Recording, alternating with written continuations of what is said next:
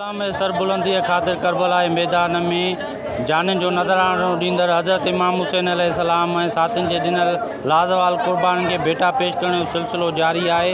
गंबड़ तालुके जे नंढनि वॾनि शहरनि में योम आशर ॾियारो वॾे अक़ीदत ऐं एतिराम सां मल्हायो पियो वञे।